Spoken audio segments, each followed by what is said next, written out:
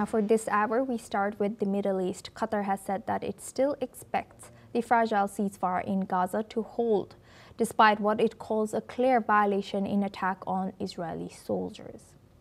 Prime Minister Mohammed bin Abdulrahman Al-Thani has said that mediators are pushing Hamas to accept disarmament and are confident the United States can help secure a longer-term agreement. He has also claimed that Hamas is willing to give up governing Gaza. But the situation on the ground is still abysmal. The United Nations says more than 100 Palestinians were killed in the Israeli strikes targeting residential buildings, schools, and camps for displaced families. UN Rights Chief Volker Turk has called the rising civilian toll appalling and warned all sides not to let peace slip from their grasp. International pressure is now tightening. The ceasefire hangs by a thread. Now for this discussion, we welcome Peter Baum. He's a foreign editor at Weekly Blitz, joins us live from London. Thank you very much, Peter, for joining us again. Good to see you. Peter, nice to be here. Thank you. Peter, looking at this, how do you think, how credible is Qatar's claim that Hamas is willing to disarm? Do you think we can trust their statements?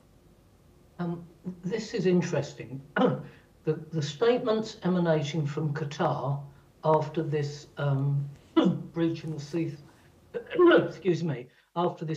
ceasefire have been quite interesting and must be very perplexing to Hamas. I see a change of tack here from the Qataris, almost giving Israel silent approval for the attack, and also stating that the ceasefire was not solely breached by Israel. I can only suspect that there has been enormous pressure from the Trump administration and the agreement of both Qatar, Turkey and Egypt to continue to pressurize Hamas.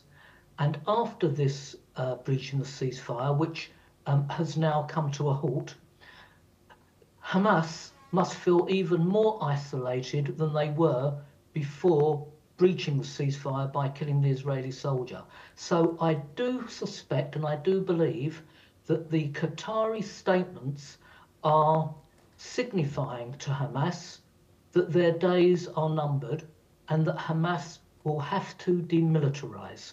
So I do expect going forward, Hamas clearly being isolated, not to give up the hope and possibility that they still have a role to play, but a military role will certainly not be encountered now, even by their former allies. So I hope the Qatari statements will come to fruition and that the ceasefire will continue and that Hamas will see fit to demilitarize.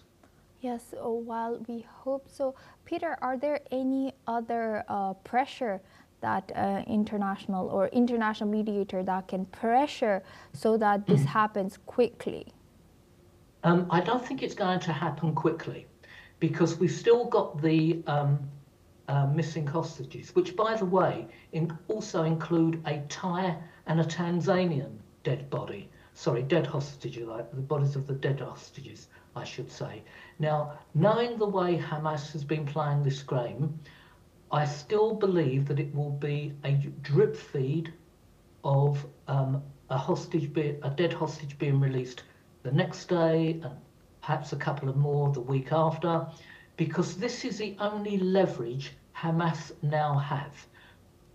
I am pretty certain that they did not expect the Israelis to respond quite so hard as they did yesterday in response to the Hamas killing of an Israeli soldier. They probably guessed incorrectly that all the actors in this scenario would have pressured Israel not to respond. Quite different, because Trump came out and said Israel had a right to respond and they responded hard, and that's how they should have responded. So my guess is that Egypt, Qatar, Turkey and the United States are even pressuring Hamas more now than they were a couple of days ago, because those players know that only a Hamas without weaponry can bring peace to the region. A Hamas who are armed will continue to destabilize the region. So for the sake of all the Gazans, for the sake of the Israelis, and actually for the credibility of the Trump administration and all those nations that are supporting him, Hamas must lay down its weapons. Will they or won't they is yet to be seen. But I think, given how Israel responded yesterday, that they know that their days as a military forceful opposition to Israel are numbered. With that, I would like to thank Peter for sharing that insight. Please stay with us as we come back to you for our next discussion as well. Now we move on. Russia's defense minister, Andrei Belousov, has met in Moscow with his Syrian